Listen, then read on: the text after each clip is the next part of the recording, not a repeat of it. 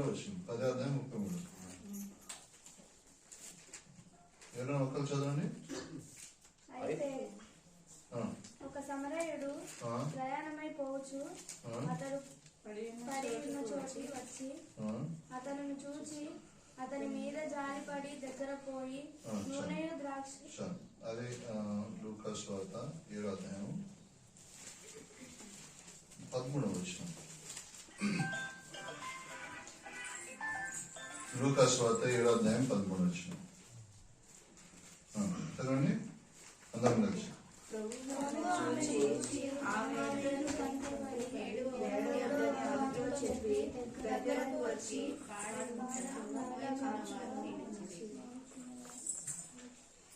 మత్తయి సువార్త 9వ అధ్యాయం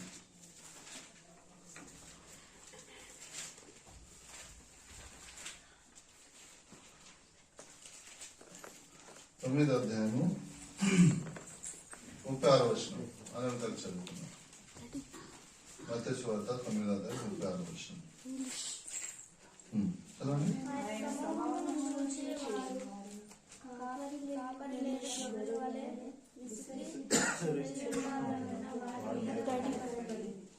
దేవుని సాయంగా చిన్న ప్రార్థన చేసుకోండి.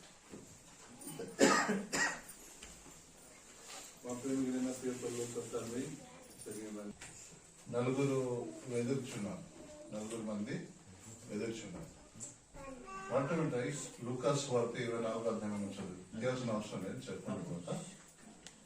లూకా సువార్త 24వ అధ్యాయంలో మనం చూస్తే సజీవైన వారిని మీరు మృతులలో ఎందుకు వెదుర్చున్నారు?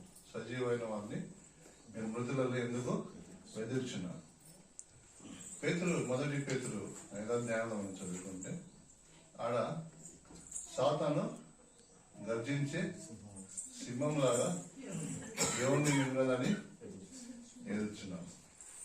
అందరితో లూకా సువార్త 9వ అధ్యాయం అనుకున్నా మనిషి కుమారుడు ఎవరిని ఎదుర్చున్నాడు? మనిషి కుమారుడు ఎవరిని ఎదుర్చున్నాడు? సారీ, లూకా సువార్త 19వ అధ్యాయము 10వ వచనం చదవండి.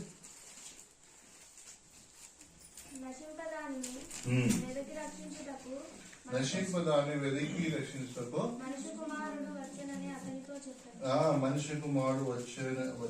అతనితో చెప్పేదను. అంటే చూడు, మనుషులు వెతుకుతున్నారు, సాతాను వెతుకుతున్నాడు, యేసుక్రీస్తు కూడా వెతుకుతున్నాడు. అందరు వెతికే ఉద్దేశం వేరు. అయితే తండ్రిని దేవుడు కూడా వెతుకుతున్నాడు. ఎక్కడ? యోహాను సువార్త 4వ అధ్యాయం చదువుకుంటే ఆత్మతో సత్యంతో ఆరాధన చేసేవాడిని ఆయన చూస్తున్నాడంట, ఎదుర్చున్నాడంట. ఆత్మతో సత్యంతో ఆరాధన చేసేవాడిని ఆయన ఎదుర్చున్నాడు. ఇక్కడ కూడా మనం కూడా దేవుని యొక్క తండ్రిని దేవుడు మన మధ్యలో ఉన్నాడు. మన సన్నిధి మన మధ్యలో ఉంది. మనము కొద్దిగా అయినా దేవుని యొక్క ప్రశస్తమైన సన్నిధిని అనుభవించి ఆత్మల సత్యంతో తను ఆరాధించే వాళ్ళు ఉన్నారు. ఎందుకంటే తండ్రి అటువంటి ఏం చేస్తున్నాడంట? వెతుకుచున్నాడు. సో మనము వాక్యం ద్వారా మన యొక్క మనసుల్ని, మన యొక్క హృదయాన్ని ఆ రీతిగా సిద్ధపరుచుకొని దేవుని మనం ఆరాధిస్తాం. మనము చదువుకున్న వాక్య భాగంలో ప్రాముఖ్యంగా 2 మాటలు మనం మళ్ళా చూస్తున్నాం. ఏ మాటలు చూస్తున్నాం మళ్ళా అండి? అన్ని రెఫరెన్స్లలో కనికరము లేకపోతే జాలి చూపించినాడు.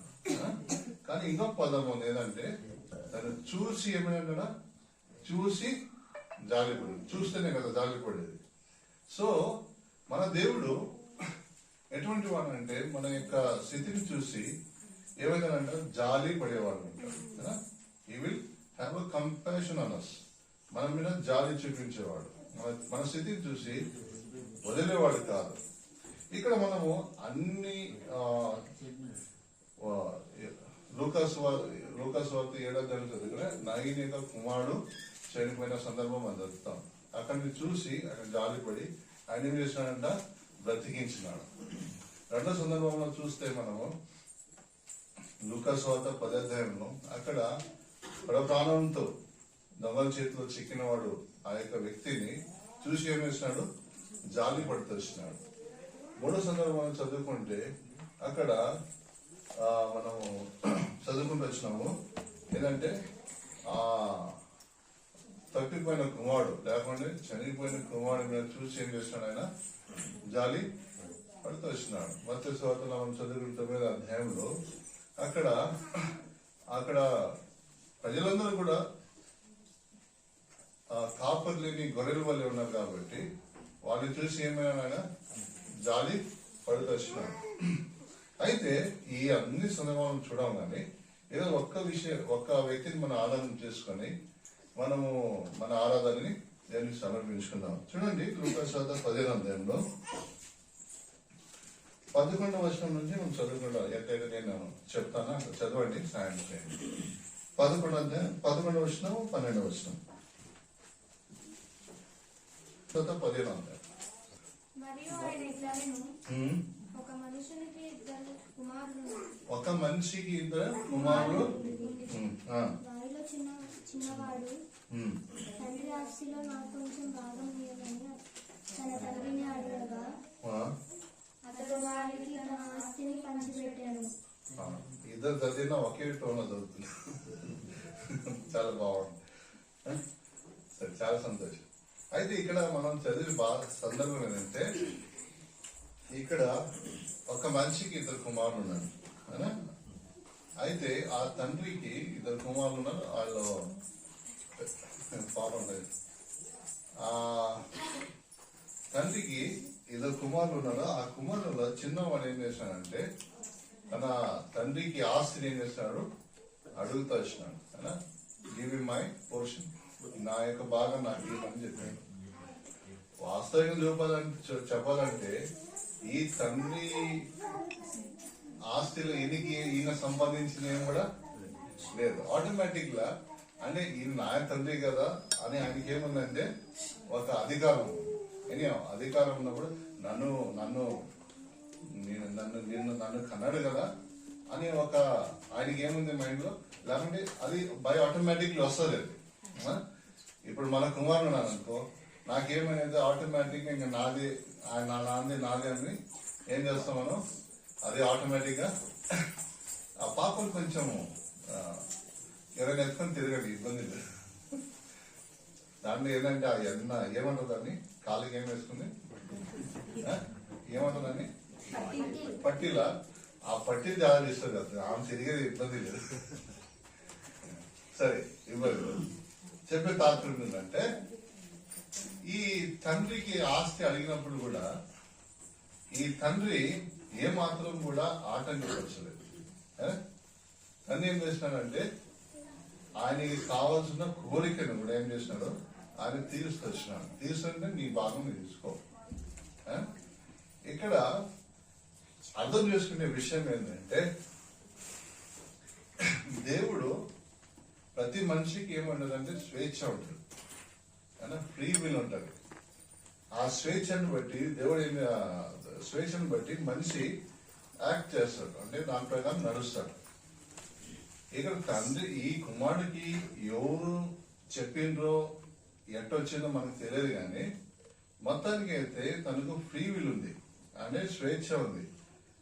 స్వేచ్ఛను బట్టి ఆయన ఏం చేసినాడు, నా తండ్రి భాగంలో నేను ఆస్తిని తీసుకుని వెళ్ళిపోతానని అనుకున్నాను. ఇక్కడ ఈ స్వేచ్ఛ అంటే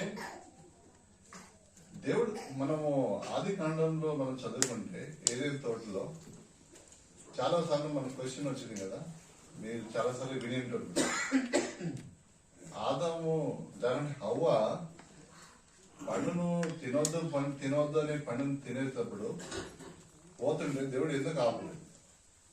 కొన్నిసార్లు మనకు వస్తుంది కదా, మీకు తెలిసి ఉండాలి, దాంట్లో కూడా తెలుసు. దేవుడు ఎప్పుడు కూడా మనకు ఫ్రీ విల్ ఇస్తాడు, అంటే స్వేచ్ఛ ఇస్తాడు.